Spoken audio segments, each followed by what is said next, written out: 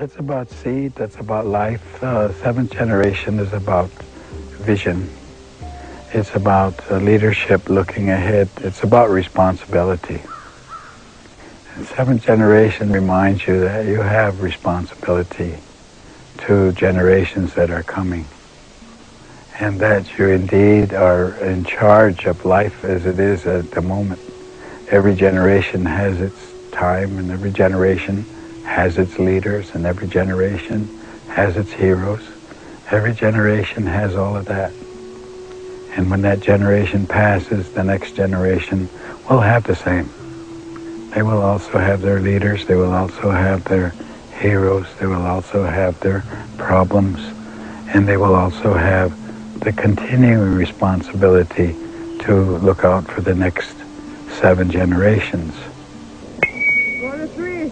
Done, too. All you gotta do is copy them. You have to raise your own leaders. They're not going to come out of the air. They're not going to come from what you can see around now. You got to start it just the way a little plant grows. You got to do that. Raise your leaders. And how do you go about that, raising your leaders? Is that with the Well, attitude? first of all, you have to observe that all children have a common leader. You watch children play, and it doesn't take you very long when you can see who the leader is. And now you have to guide that person. And you have to deal with that person. And you have to recognize that that person really understands. And so maybe by the time they're a little child, whether it's a boy or a girl, you've been observant for 19, 25 years. It comes time to move, and then you walk in and you know who you're talking to. Because there's natural leaders.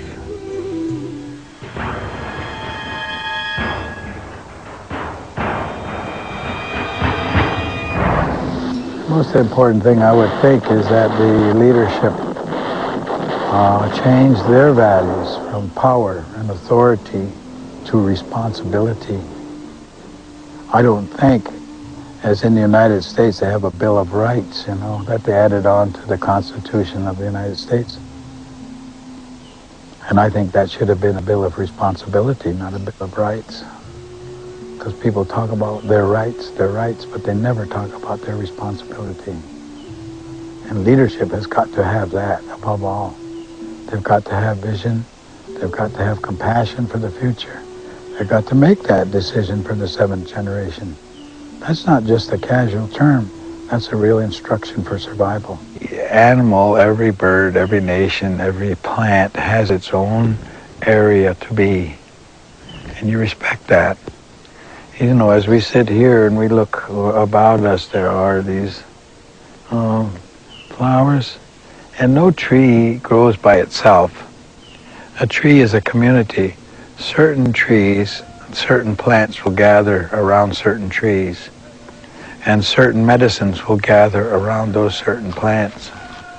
So that if you kill all the trees, if you cut all the trees, then you're destroying the community. You're not just destroying a tree, you're destroying a whole community that surrounds it and thrives.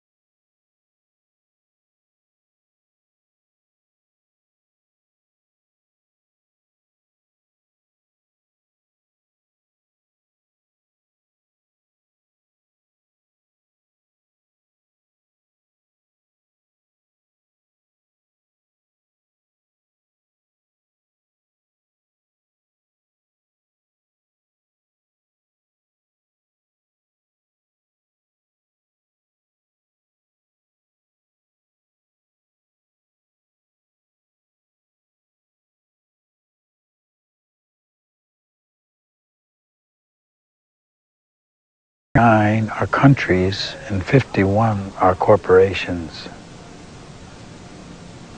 Now, you digest that for a second.